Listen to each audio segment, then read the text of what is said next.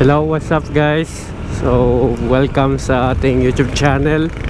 So, meron lang pala akong update guys sa ating previous video. Yung yung bypass natin yung EOT sensor ng aking motor. So, makikita nyo doon sa video na yun, meron din akong tutorial na ilang ohms, 560 ohms yung resistor. So, dalawang piraso siya. So, isi-series mo, hinangin mo yung magkabilang dulo. Wala naman siyang polarity. And then, ikakabit mo dun sa socket ng EOT sensor. So, yung ganun mga issue is sa mga hagok o pumapalya ng motor na Honda Beat, which is very common. Popular yung issue na yon sa ganitong mga motor. Ewan ko lang sa version 2 lang guys, sa version 3 kung ganun din ba. So anyway, papakita ko sa inyo dito. So papark lang ako para makita nyo saan yung ginawa natin at ano na naging itsura nya. So after almost 1 week mahigit, simula natin ma-bypass siya. So ito na itsura nya. So wala na yung cable wire dito para sa EOT kasi nilagay ko na siya dito, yun, no?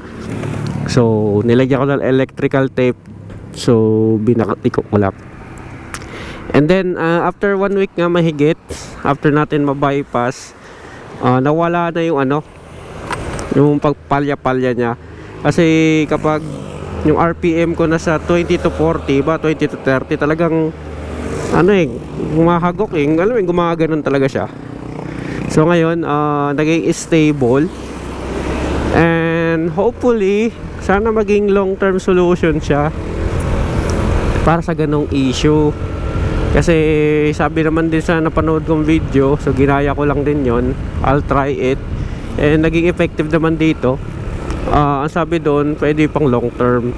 So syempre may background tayo sa electronics ng pagre-repair.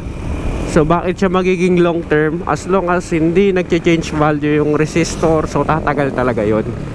Okay? So doon kasi dito nawala naman yung yung blinking lights na 7 lights. Kapag yung hinihugot mo yung EOT, di ba? Kapag hinihugot mo yung EOT sensor, tapos pag pinaandar mo yung motor na hindi nakakabit yun, magkakaroon ng blinking lights. So dito nawala yon. Tapos hindi siya hirap paandarin sa umaga. So itong na to, motor ko, parang normal lang. Paggamit mo, paandarin, pa-start mo, start agad siya. Tapos pwede mo na agad patakbuhin. So ganun yung nito, ng motor na ito.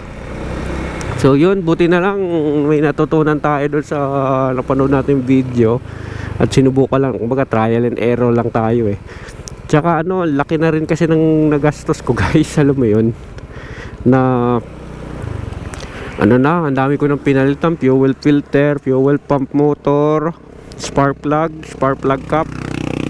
Tapos yung TPS, throttle body cleaning, halos lahat na. Ang laki na ng ginastos natin.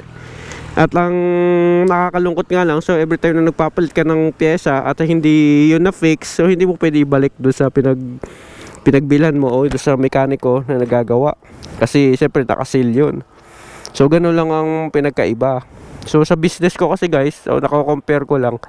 Pag sinabi ko no fix no pay, so pag hindi naayos, silyado man yung hindi, wala silang babayaran. Ganun talaga ang sa mga repair industry namin ng computer, laptop. So dito naman sa motor na to, nagana naman sila ng mga back job. Halimbawa, ililibre na labor, pero yung parts, so kasi common naman kasi na mga mekaniko, di ba, para hindi sila rin yung may-ari doon sa sa store. Parang nakapwesto lang sila doon, parang 50-50 siguro, or yung malinis labor lang sa kanila, tapos yung parts is doon sa pinagpepwestuhan nila. So sa atin hindi lang ganun. Okay, so yun lang napansin ko. And buti na lang okay na to, so pwede na ulit gamitin pang matagalan. Kaya ayun, so kung nakaka-experience kayo ng ganitong issue, so pwede nyo gayahin yung guys. So i-series nyo lang yung 560 ohms. Tapos no polarity naman yun. Kaya pwede nyo kahit saan nyo, baliktaran nyo, pwede nyo ikabit, pwede. Ito, babalik tayo. So by the way, nandito tayo sa Marilaki. So kasi iba tayo nandito, dito tayo nakatira. Sa mismo sa Tanay Rizal. So Sabado ngayon, maraming mga riders. Siyempre kapag pagpupunta tayo ng highway, ang dami na naman mga ano dyan, mga nagpupuntahan sa lugar namin. So ayun nga, ayun, okay na. Ako naman kasi nagtataka talaga bakit parang lumalala yung issue, hindi na fix. Etong ano ko rin, napakababa lang ang audio ko, 50,000 pa lang. Tataka ako, sabi ko ba't pumapal yan na, hindi madali ng mekaniko yung mga unang ano natin. So marami silang mga haka-haka, pwede daw CKP sensor, ganto, nagpalit na ba daw ganto, o kaya ignition coil. Sabi ko wala bang ano yung parang kasiguraduhan, yung kahit na ano mo na yung meron sila yung ano diagnose tool, so hindi na detect. Okay naman ang reading sa diagnostic, nakakatawag ito, nakakapagtaka, okay doon, pero biglang mamalya, ilang beses na reset yung ECU, same pa rin, diba? Alam mo na yung ganun, malaki yung gastos mo, hindi mahuli. So ayun, lang guys, masasabi ko dito sa video na to. After ng honest review, after mag-bypass, so okay na siya, wala nang problem ako na encounter. So pwede na ulit tayo gumastos sa mga maintenance na other issues ng aking motor, katulad sa preno, yung mga ganon.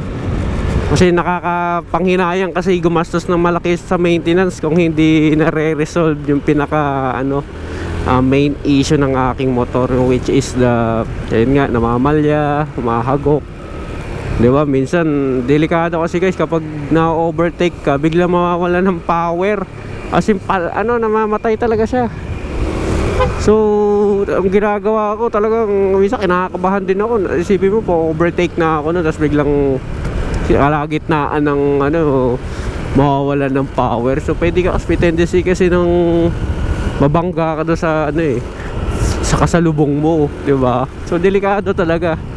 Kaya pag ganyan guys, meron kayong gantong issue, ayusin nyo ng ayusin para hindi kayo delikado sa daan at safe yung pamilya nyo, ganun. So dito tayo, may stoplight na kasi doon sa unahan guys. Tapos minsan nga pag nalulubok ako, yung mga hams biglang yung papalya din, tapos mamamatay. For sure marami nakaka-relate dito sa akin. So di ko lang alam kung sa version 2 lang ba ng Honda Beat yung ganong issue, or even sa version 3. So kaya ayun, masaya ako ngayon dahil magagamit ko na naman na maayos ang aking motor, na walang tawag ito, wala masyadong pinoproblema na maaaring tumirik ka sa daan, mga ganun, di ba? So yan, so nag-shortcut lang tayo. So yan guys, maraming salamat. So don't forget to like and subscribe sa ating YouTube channel, okay? So marami tayong mga videos regarding sa computer, laptop, sa mga pagre-repair. So pwede natin i-share sa inyo, katulad nito, nasi-share ko sa inyo kung paano yung troubleshoot na someday na pwede nyo ma-encounter sa inyong mga Honda Beat motors. So yun lang guys, maraming salamat. This is Just Enzo, bye bye.